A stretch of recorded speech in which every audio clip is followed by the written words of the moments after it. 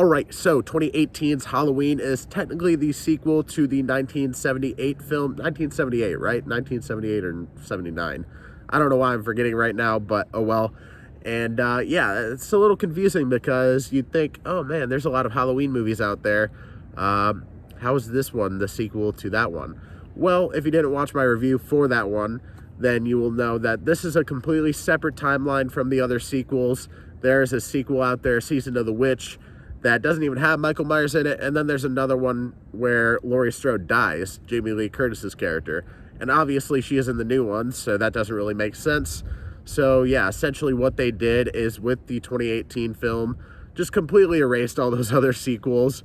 So this timeline here starts with the 1978 film, then it goes to the 2018 film, then it goes to Halloween Kills, and then Halloween Ends, which I imagine is where this timeline will end up ending. So yeah, on Friday I will be going to see Halloween Ends. Review for that should be coming out on Saturday because my review for Halloween Kills should be coming out on Friday. So yeah, there's a little timeline for you there. But yeah, I really do love this movie. It's been a while since I've seen this one. I'm not sure if I've seen this one once or twice before I went to go see this one again, which by the way, the theater that I usually go to was showing the Halloween 2018 and Halloween Kills. So I decided to go see Halloween 2018. I was debating on going to see Halloween Kills in the theater, but just because of energy that I had, I was just like, I don't really want to sit through two movies today. But don't fret, I will definitely be reviewing that. Review for that should be coming out tomorrow as of watching this, if you're watching it the day it comes out. But yeah, 2018 Halloween is kind of in a way a soft reboot. Like I said, it erases the history of all the other sequels. Many of the sequels that people just really don't like, and I can see why. I have seen all of them. I've seen every Halloween film. Am I going to go back and re-review all those other ones? No, most likely not. There's one really cringy one in there that I might end up reviewing at some point, but Double Toasted already did a roast and toast on it, so maybe not. But let's talk about 2018's Halloween, and let me get my notes here. By the way, it is freaking cold out. I don't know why I decided to record outside, but thought it'd be fun. I would show you, but the moon is full right now. It looks really eerie, and I don't know. There's a little added element of suspense. I could get killed by a serial killer at any moment out here. Sidebar, there were a couple people walking their dogs over there while I was trying to record. This is not my first take. And yeah, that was really awkward. So hopefully that doesn't happen again. Hopefully no other cars come over here. I thought I saw headlights for a second, but yeah, let's do it live. So this is directed by David Gordon Green, based on the characters by John Carpenter and Deborah Hill, written by Jeff Fradley, Danny McBride of all people, and David Gordon Green. So yeah, Danny McBride, very well-known comedic actor, was in one of my favorite comedy movies, This Is the End. Does have James Franco in there, so I haven't watched it since all that, honestly, but I do like that movie. I think it's hilarious, and he is hilarious in it as well. But yeah, we see here, we have Jamie Lee Curtis as Laurie Strode, we have Judy Greer as her daughter Karen, we have Andy Matichek, hopefully I'm saying that right, probably not, as Allison, the daughter to Karen and the granddaughter to Laurie Strode. We have James Jude Courtney as the Shape, Michael Myers himself. Again, forgive me if I'm pronouncing this wrong, Haluk Billinger as Dr. Certain. I think it's Certain. Basically the new Loomis. Let me see here. We have Will Patton as Officer Hawkins, Toby Huss as Ray, the husband to Karen, and Dylan Arnold as Cameron, the son of Lonnie from the first film, which we actually do see in Halloween Kills. But yeah, this is a really great sequel. Honestly, this is what I think of when I think of a perfect sequel. It is a nearly perfect sequel to the original film. Nearly perfect sequel in general. It takes what you loved about the original film, puts a little bit of a different spin on it, has its little callbacks, its subtle nods, but it doesn't overdo it with the nostalgia, because we're horror movie fans. We don't really, I don't know. I mean, we like nostalgia, but at the same time, you know what I mean? So yeah, I mean, with nostalgia these days, we get a lot of remakes and reboots and all sorts of stuff and sequels. and it's just kind of like a rehash of the original, and that is not what this movie is. In fact, I would say it's a rehash of the original, but like completely flipped the other way. You still have Michael Myers going out there killing. In fact, in this movie, as opposed to the 1978 film, he kills like 3 or 4 times as many people as he did in that film. I believe it was close to like 17 to 20 people that he kills in this movie. Could be miscounting there. If I am miscounting, then it's more than that, actually. So I don't know if they're going to be able to top it for Halloween Kills, but that one he does take a whole legion of firefighters. Probably not called a legion, but a whole squad of firefighters. That's funny because I'm right next to a fire station right now, actually. But yeah, in Halloween Kills, he takes out like a whole squad of firefighters. Great scene, by the way. But yeah, I'm wondering if that next one is going to have more kills than this one, because this one already had a lot more than the original. Original, I believe, even in this movie, they said that he killed 5 people. I don't know if that includes his sister. I know for a fact that it doesn't include the 2 dogs that he killed in that movie. So yeah, there you go. He is a rage-killing machine in this movie, and I kind of love it. I don't necessarily love it as much in the next film from what I remember, just because it's like, all right, now he's just a rage monster that like is impossible to kill, it feels like. Which Michael has always kind of been in a way, but at the same time, it's just like, what do you want Michael to be? Do you want him to be like a human, or do you want him to be like something else entirely? I have no idea, but I'll get to that when I get to my review for Halloween Kills. But yeah, let me look up at some of my notes here. What does that say? Oh, roles. There we go. Yeah, the roles are reversed with Laurie and Michael in here. You still have Michael obviously going out and killing people, hunting people down. But in terms of Laurie versus Michael, it is very much like a completely reversed role where Laurie is the one trying to hunt down Michael, and Michael in this sense is the one being hunted. And I very much like that. Laurie is a straight badass in this movie. She had a little bit of badassery in that 1978 film, but this one tops that for sure. She's got guns. She's got a freaking crossbow in her basement. She's got like a little secret entrance to the basement. Like the counter moves and it's like an entrance to the basement. Her house is like Fort Knox, honestly. She's got like these huge fog lights and stuff on the roof. Man, she is like prepared. You can tell ever since that night, Halloween night in 1978, that she has been waiting so long for this day to finally take out Michael Myers. And when it comes to her daughter Karen, and I'm going to set my notebook up there for a minute.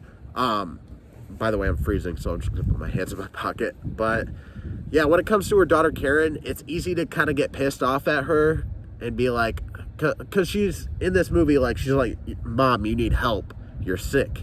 You're still obsessed with this Michael Myers thing. And the audience members are like, well, she has a fucking reason to be. He's Michael Myers. But in terms of the character, it's easy to get mad at a character for something that they genuinely don't know. Just because the audience knows doesn't mean the character knows. So there were times where I was annoyed with her character, but by the end, she kind of turned into a little badass herself. So I very much like that. Okay, I'll just say it right now. There's a scene where Michael's in the house, and she's like crying and holding the gun, and Michael's coming after her. She's like, oh my God, Mom, I can't do it. I'm sorry. Oh no, I can't do it. And then Michael comes into the frame where she could see him. She got the gun. She's like, got you, motherfucker. And I'm like, yeah. Honestly, I think that's one of my favorite scenes in this movie. Close second would actually be, there's a really nice one shot in this movie where basically you have a bunch of trick-or-treaters. A couple trick-or-treaters bump into Michael, and they're like, oh, sorry, sir. And then Michael heads into somebody's backyard through their driveway, heads into their garage, grabs a hammer, and it's just this one shot of him grabbing the hammer, going into the house. You don't see him kill the lady, but you hear it.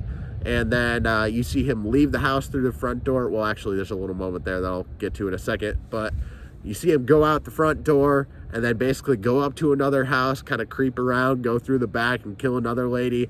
And I was just like, see, I mean, the original has so many great things about it. I love the original. I would say that's still my favorite. In fact, when I do the ranking for these 4 movies, that one I guarantee is going to go first, because again, like I said in my review for that one, we wouldn't have what we have today with this franchise or Michael Myers if it weren't for that first film. So, I gotta put that one first. But this one is like neck and neck with that, if not just a little tad bit better.